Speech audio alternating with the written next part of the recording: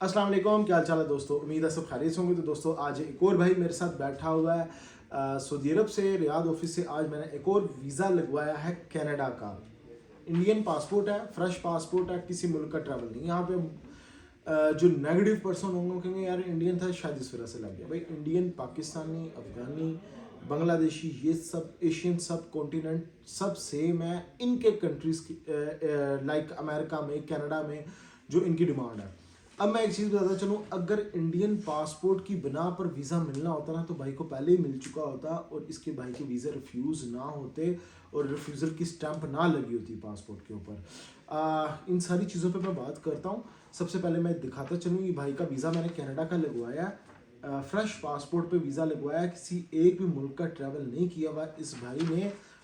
और एक तो फ्रेश पासपोर्ट, किसी मुल्क का ट्रैवल नहीं, दूसरा क्या है जी, रिफ्यूज़ल लगवाई पड़ी है। ये लें, ये रिफ्यूज़ल की स्टैंप है पासपोर्ट पे। अब कहेंगे कि जी कनाडा रिफ्यूज़ल की स्टैंप कनाडा की नहीं है भाई, ये यूरोप की रिफ्यूज़ल की स्टैंप है। और भाई ने पोलैंड की रिफ्यूज़ल की स्टैंप लगवाई हुई है। अब मैं एक चीज़ बताता चलूँ, मैं अक्सर वीडियोस जब बनाता हूँ मैं बोलता हूँ कि यार आप किसी भी मुल्क का वीज़ा अप्लाई करो, कहीं पे रिक्वायरमेंट में नहीं लिखा हुआ कि आपकी रिफ्यूज़ल लगी हो तो आपको वीज़ा नहीं मिलना, या आपका फ्रेश पासपोर्ट हो तो आपको वीज़ा नहीं मिलना। ऐसा कहीं पे भी नहीं लिखा हुआ। अगर कहीं पे लिखा हो ना तो इस बंदे को वीज़ा ना मिले। रिफ्यूज़ल भी लगी हुई, पासपोर्ट भी फ्रेश है, इसके बावजूद वीज़ा मिल गया।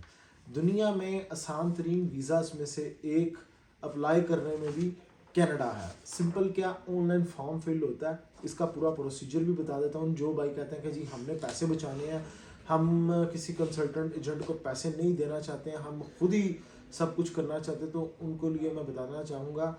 सिंपल आप करें, फिर एक IRCC पोर्टल पे जाओ, लॉगिन करो, साइन अप करो उसे, और फॉर्म फिल करो। ऑनलाइन फॉर्म फिल होता है जिसमें डिटेल्स होती हैं आपके parents detail, educational detail, work detail, ये सारी डिटेल्स होंगी आपसे। पर्सनल लाइफ के बारे में जितनी भी होंगी ना चीज़ें, वो आपने ऐड कर देनी है। और उसके बाद डॉक्यूमेंट्स अपलोडिंग होती है, पासपोर्ट IDs वगैरह आप अपलोड करो, और लास्ट पे पेमेंट्स आप पेमेंट की होती है, वो पेमेंट करो, आपका वीज़ा हो गया अप्लाई।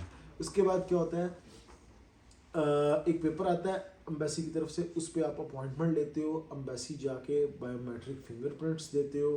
फिंगरप्रिंट्स के बाद आपने करना होता है वेट जब कर लेते हो उसके बाद वो आपको रिजल्ट आता है। तो इस तरह का पेपर आता है जब आपका वीज़ा लग के आता है, इस तरह का पेपर आएगा। आपने सिंपल करना है, ये पेपर उठाना है, ये पासपोर्ट उठाना है, और सबमिशन के लिए डायरेक्ट VFS चले जाना, जाके सबमिशन करवा देना है। जैसे ही सबमिशन करवाओगे within 2 days 3 days, within a week वो आपको स्टिकर लगा के दे देंगे। और कहते हैं कि जी पासपोर्ट जितना वैलिड हो उतना वीज़ा मिलता है। अब देखें भाई का पासपोर्ट 2031 तक वैलिड है, मोस्ट प्रोबेबली इसको इतना ही वीज़ा मिलेगा, लेकिन सम टाइम अम्बेसी अपनी मर्जी से भी वीज़ा दे सकती है। हो सकता है साल 1.5 साल का भी वीज़ा दे दे। कुछ लोगों ने पहले रिफ्यूज़ल्स करवाई होती हैं कनाडा से, उनके फिंगरप्रिंट्स हुए होते हैं, तो उसी दिन से 10 साल का टाइम शुरू होता है इनका। और 5 साल बाद अगर आपको वीज़ा मिलता है तो पीछे आपके बकाया 5 साल रहते हैं। ये एम्बेसी की अपनी एक टेक्निक होती है। तो आपने इस चीज़ के बारे में कंफ्यूज नहीं होना कि यार मैं नया पासपोर्ट बना लूँ। इस चक्कर में बहुत सारे लोगों ने नए पासपोर्ट बनवाए लेकिन वीज़े नहीं उनको मिले, या वीज़े मिले तो साल का दे दिया, 1.5 साल का दे दिया, उनका 10 साल का जो पासपोर्ट था ना वो वैसे का वैसे ही रह गया। तो मैं एक चीज़ बताता चलूँ, जो एम्बेसी आपको फर्स्ट अटैम्प्ट में वीज़ा दे सकती है वो क्या आपको दोबारा नहीं वीज़ा दे सकती। तो ये सब बुलशिट है कि यार हम इसके लिए नया पासपोर्ट बनवाएंगे तो ये हो जाएगा वो हो जाएगा, ये सिर्फ बेकार बातें हैं। अच्छा, अब बैंक स्टेटमेंट पे बात करता चलूँ तो बैंक स्टेटमेंट अक्सर लोग पूछते हैं, तो मैं बताता चलूँ इसमें किसी तरह की भी स्टेटमेंट होगी एक्सेप्टेबल है। कुछ केसेस में तो स्टेटमेंट लगती भी नहीं है, इसकी स्टेटमेंट की ज़रूरत ही नहीं होती। विदाउट स्टेटमेंट आप वीज़ा अप्लाई कर लेते हो कनाडा का।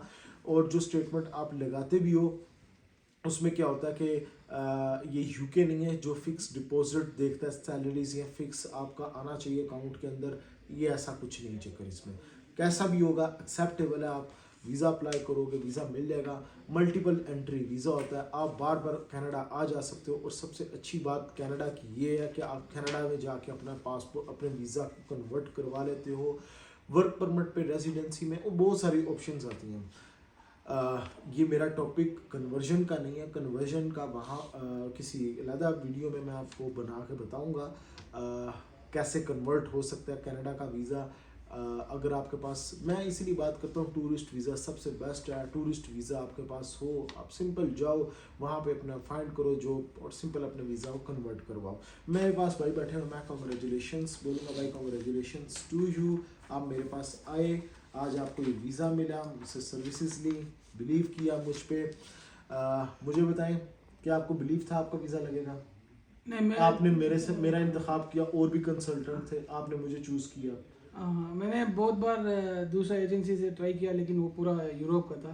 मैं पहली बार शाहिद भाई का ऑफिस में आया और ये बोला था यूरोप का नहीं लग रहा करके, फिर उन्होंने बोला कि कनाडा का टूरिस्ट वीज़ा अप्लाई करो करके, फिर उसके कहने पर मैं ट्राई किया है।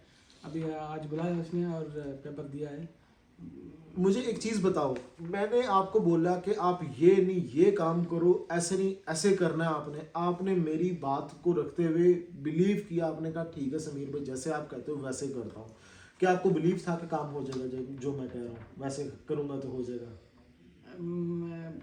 सच बोले तो मैं 3-4 बार वापस आया, तो मैं अगेन कोशिश में था, लेकिन इस बार तो इन्होंने मदद किया और लग गया। देखें भाई, ये एग्जांपल है सबके लिए। मैं बड़ी बातें नहीं करता, मैं कहता हूँ कोशिश करो, अपने तौर पे कोशिश कर लो, वीज़ा मिल जाएगा। ये एग्जांपल है सबके लिए, आप भी अप्लाई करो, वीज़ा मिलेगा। गाइस नेक्स्ट वीडियो मिलूंगा नए टॉपिक पे, ख्याल रखिए अपना, टेक केयर, अल्लाह हाफिज़।